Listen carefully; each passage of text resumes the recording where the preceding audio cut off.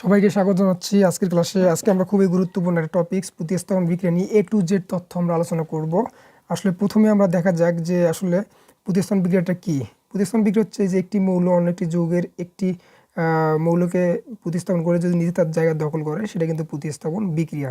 আসলে কে কাকে প্রতিস্থাপন করতে পারবে, আদৌ কি প্রতিস্থাপন কি সবসময় একটা মৌলকে প্রতিস্থাপন করতে পারবে কিনা, এটা নিয়ে আসলে আমাদের মেন টপিকস। আমরা সরাসরি আসলে টপিক্সে চলে যায়, বিক্রিয়া চলে যায়। আসলে কে কাকে প্রতিস্থাপন করতে পারবে, প্রতিস্থাপন করতে পারবে কিনা এটা আমাদের দেখতে হলে একটা সক্রিয়তা সিরিজ বা অ্যাক্টিভিটি সিরিজের দিকে তাকাইতে হবে।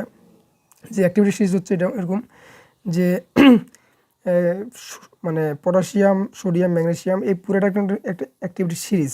এখানে সূত্রটা আমরা লিখে রেখেছি টেকনিক, যে কে না কে ম্যাগাইবার এলো যেন ফিরে, সোনা পাবে হাই কুলাঙ্গার হাবলুয়াস পিটাবে আমায়। অর্থাৎ এই অ্যাক্টিভিটি সিরিজের উপরে মৌলগুলো হচ্ছে অধিক সক্রিয়, নিচের মৌল হচ্ছে কম সক্রিয়। যদি আমি চিন্তা করি যে এই ম্যাগনেসিয়াম আর অ্যালুমিনিয়াম এর মধ্যে কে সক্রিয়, এই উপরে যেটা থাকবে সেটা সক্রিয়। অর্থাৎ আমরা মাথায় রাখবো উপরের মৌলগুলো হচ্ছে বড়লোক শ্রেণী টাইপের বড়লোক, আর নিচেরগুলো হচ্ছে নিম্ন শ্রেণী টাইপের গরিব মানুষ।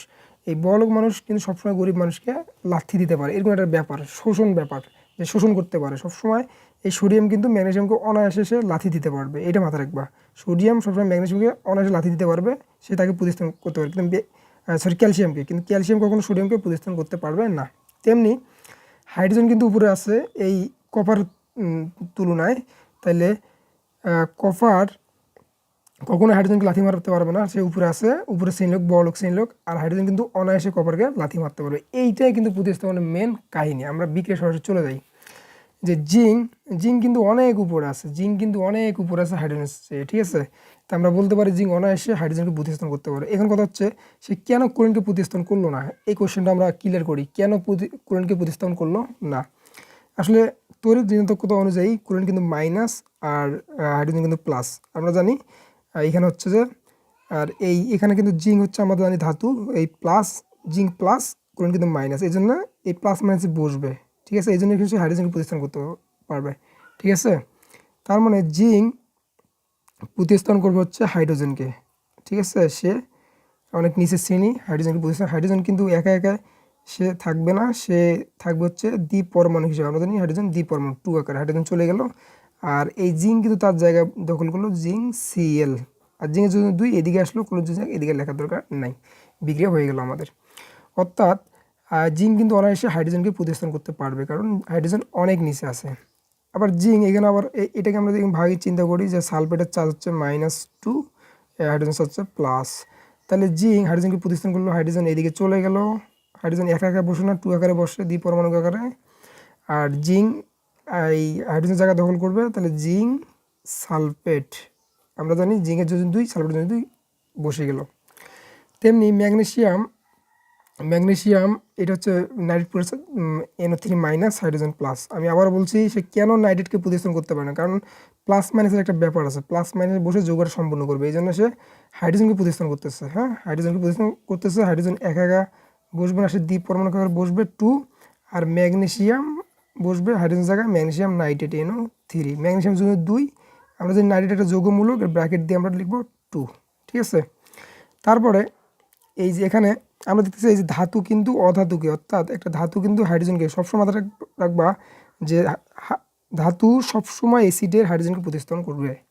আর এখন ধাতুকে প্রতিস্থাপন করবে কিনা, অবশ্যই করবে। আমরা জানি জিঙ্ক অনেক উপরে আছে কার তুলনায়, কপারের তুলনায়, তাহলে জিঙ্ক বড়লোক, কপার কিন্তু গরিব, এই বড়লোক কিন্তু কপারকে লাথি মারতে পারবে, তাইলে জিঙ্ক কিন্তু কপারকে অনায়াসে প্রতিস্থাপন করতে পারবে। তাইলে কপার আলাদা চলে গেলো, এদিকে বসলো, আর জিঙ্ক তার জায়গা দখল করে, জিঙ্ক সালফেট, যোজনী 2 লেখার দরকার নেই। তেমনি অ্যালুমিনিয়াম কিন্তু কপারকে প্রতিস্থাপন করতে পারবে, অ্যালুমিনিয়াম কিন্তু অনেক উপরে আছে কপারের, ঠিক আছে। অ্যালুমিনিয়াম কিন্তু কপারের অনেক উপরে আছে, এই যে কপার নিচ্ছে, অ্যালুমিনিয়াম উপরে, তাহলে অ্যালুমিনিয়াম তার জায়গা দখল করলো, তাহলে অ্যালুমিনিয়াম বসলো, সালফেট তো আগে আছে, অ্যালুমিনিয়াম যোজন 3, তাই এটা ব্র্যাকেট দিয়ে আমরা 3 দিব, এই জন্য 2 এদিকে আসলো। এই রাসায়নিক বিক্রিয়া কীভাবে সংগঠিত করতে হয় এই সম্বন্ধে আমরা একটা ভিডিও অলরেডি করে রেখেছি খুব সুন্দরভাবে, সেই ভিডিওটা তোমরা দেখতে পারো, আর চ্যানেলটা অবশ্যই সাবস্ক্রাইব করে দিবা। আর কপার গেল এদিকে, কপার এদিকে বসলো। তেমনি সোডিয়াম অনেক উপরে আছে জিঙ্কের চেয়ে, তাইলে জিঙ্ক এদিকে চলে আসবে, প্রতিস্থাপিত হলো জিঙ্ক, আর সোডিয়াম সালফেট SO4, সালফেট যদি 2 এদিকে আসবে, আর সোডিয়াম যদি লেখার দরকার নেই। তাহলে এটা আমরা দেখলাম ধাতুকে প্রতিস্থাপন করতে পারলো, ধাতু অধাতুকে প্রতিস্থাপন করতে পারলো। তেমনি কপার এই যে এখন দেখো যে আমাদের এই বিক্রিয়াটা 4 নম্বর বিক্রিয়াটা, এবার কপার কি আদৌ জিঙ্ক সালফেট জিঙ্ককে প্রতিস্থাপন করতে পারবে কি না, প্রতিস্থাপন করতে পারবে না, কারণ কপার গরিব, হ্যাঁ গরিব মানুষ, জিঙ্ক হচ্ছে অনেক বড় লোক উপরে আছে, সেইকে লাথি দিতে পারবে না, তাই এই বিক্রিয়া কিন্তু সম্ভব না। আবার জিঙ্ক কি সোডিয়ামকে প্রতিস্থাপন করতে পারবে? জিঙ্ক আছে অনেক নিচে, সোডিয়াম আছে অনেক উপরে, তাইলে এই হচ্ছে গরিবে বড় লোক, একে লাথি দিতে পারবে না, তার সামর্থ্য নেই। এই জন্য আমরা লিখে রেখেছি অধিক সক্রিয় মৌল দ্বারা কম সক্রিয় মৌলের প্রতিস্থাপিত হয়। এটা কিন্তু খুব ইম্পর্টেন্ট কথা। এখানে কিন্তু অধিক সক্রিয় হচ্ছে জিঙ্ক, কপার কিন্তু কম সক্রিয়, এই জন্য অধিক সক্রিয় সবসময় কম সক্রিয় মৌলকে প্রতিস্থাপন করতে পারবে। এটাই কিন্তু প্রতিস্থাপন বিক্রিয়ার মূল রহস্য। তেমনি আমরা যদি এই বিক্রিয়াটা লিখে রাখি যেরকম যে জিঙ্ক প্লাস সালফিউরিক অ্যাসিড এটা বিক্রি হয়, আর হাইড্রোজেন প্লাস সালফিউরিক অ্যাসিড, এই হাইড্রোজেন কখনো সামর্থ্য নাই যে জিঙ্কে প্রতিস্থাপন করা, সে অনেক নিচে আছে, এটা বিক্রি হবে না। তাহলে এই প্রতিস্থাপন বিক্রিয়া কিন্তু একটু ঘুরাই দিলে কিন্তু প্রতিস্থাপন বিক্রিয়া কিন্তু হবে না। আর পরীক্ষায় যেগুলো হয় সেগুলো কিন্তু দেওয়া থাকে, এই জন্য কোনো টেনশন কিছু নাই। আর চারটা কিন্তু আমরা অ্যাক্টিভিটি সিস্টেম মুখস্থ রাখতে পারি, যে কে না কে মেগাইবার এলো যেন ফিরে শোনা পাবে হাই কুল্লাঙ্গার হাবলুয়াস পিটাবে আমায়, এটা হলো অ্যাক্টিভিটি সিরিজ। উপরেগুলো যেটা থাকবে সেটা অধিক সক্রিয়, নিচেরগুলো কম সক্রিয়। তাহলে অধিক সক্রিয় সবসময় কম সক্রিয়কে প্রতিস্থাপন করতে পারবে। এবার দেখি আমরা যে এই যে অধাতু, এই যে অধাতু আর অধাতুর প্রতিস্থাপনের একটা ব্যাপার। তাহলে এই যে ক্লোরিন কি সোডিয়ামকে প্রতিস্থাপন করবে এখানে? কখনোই না, সোডিয়াম অনেক উপরে আসছে। এই অধাতুর ক্ষেত্রে চারটা হবে এরকম যে ফ্লোরিন, ক্লোরিন, ব্রোমিন, আয়োডিন। তাইলে এই ক্লোরিন কিন্তু ফ্লোরিনকে প্রতিস্থাপন করতে পারে না, ফ্লোরিন কিন্তু ক্লোরিনকে প্রতিস্থাপন করতে পারবে আগের মতোই, ঠিক আছে। তেমনি আয়োডিন কিন্তু এই উপরে কাউকে প্রতিস্থাপন করতে পারে না, উপরে সবগুলো কিন্তু আয়োডিন প্রতিস্থাপন করতে পারবে।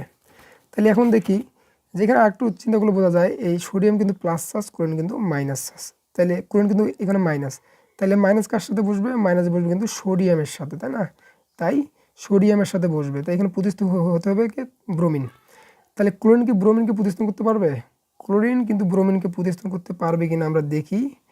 যে এই যে ক্লোরিন, ক্লোরিন কিন্তু ক্লোরিন উপরে আর ব্রোমিন কিন্তু নিচে, ক্লোরিন উপরে ব্রোমিন নিচে, তাহলে উপরে বড় লোক সে প্রতিস্থাপন করতে পারবে, তাহলে পারবে, ঠিক আছে।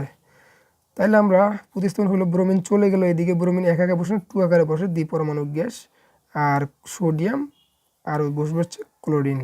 এখন কথা হচ্ছে আবারও বলি, কেন সোডিয়ামকে প্রতিস্থাপন করলো না? এখানে একটা প্লাস মাইনাসের ব্যাপার আছে, সবসময় প্লাস মাইনাসে মিলে যৌগটা গঠিত হয় এখানে, এই জন্য প্লাস মাইনাস, এই জন্য সে ব্রোমিনকে আসলে প্রতিস্থাপন করলো, ব্রোমিন চলে গেল আর এই ব্রোমিনের জায়গায় ক্লোরিন বসলো, ঠিক আছে।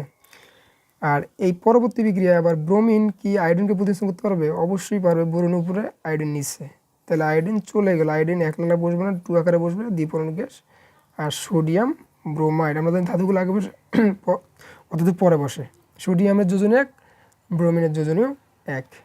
এই লাস্ট বিক্রিয়াটা ক্লোরিন কি এই ফ্লোরিনকে প্রতিস্থাপন করতে পারবে কি না?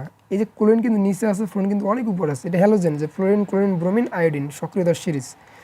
তাইলে ফ্লোরিন কিন্তু উপরে এই ক্লোরিন কিন্তু গরিব, সে কিন্তু তাকে লাথি দিতে পারবে না, এই জন্য এই বিক্রিয়া কিন্তু সংগঠিত হবে না।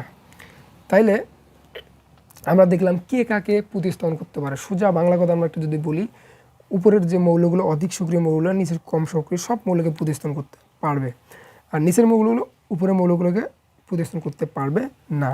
আমরা আবার একটা দেখলাম এখানে যে অধাতুকে কিন্তু প্রতিস্থাপন করতে পারে, আবার ধাতুকে প্রতিস্থাপন করতে পারে, আবার ধাতু আবার অধাতুকে প্রতিস্থাপন করতে পারে। যে কাউকে প্রতিস্থাপন করতে পারে, সেটা অবশ্যই সক্রিয়তা সিরিজ অনুযায়ী আমাদের ব্যাপারটা দেখতে হবে। তো এই ছিল মোটামুটি হচ্ছে আমাদের প্রতিস্থাপন বিক্রিয়ার যে A to Z তথ্য, A to Z রহস্য। আসলে প্রতিস্থাপন বিক্রিয়া নিয়ে আমরা সহজেই একটু মুখস্থ করে আর বিক্রিয়াগুলো প্র্যাকটিস করি, কিন্তু আসলে প্রতিস্থাপন বিক্রিয়া কে কাকে করতে পারবে, কে কাকে করতে পারবে না, সম্ভব কিনা A to Z ব্যাপারটা কিন্তু আসলে এই থিমস অনুযায়ী চলে। তাই আমরা আবার যদি বলি প্রতিস্থাপন বিক্রিয়ার সংজ্ঞাটা কি, যে বিক্রিয়ায় একটি মৌল, এই যে একটি মৌল অন্য একটি যে যৌগের অণুর, হ্যাঁ মানে যৌগ হতে একটি পরমাণুকে যদি সরে নিজে তার জায়গা দখল করে যে নতুন যৌগটা গঠন হবে, যে প্রক্রিয়াটা, সেটা কিন্তু প্রতিস্থাপন বিক্রিয়া। তো এই হলো প্রতিস্থাপন বিক্রিয়ার মূল তথ্য। আশা করি ভিডিওটা খুবই ভালো লেগেছে এবং তোমরা সবাই ভিডিওটা লাইক, কমেন্ট, শেয়ার, অবশ্যই চ্যানেলটা সাবস্ক্রাইব করে দিবা। সবাইকে ধন্যবাদ।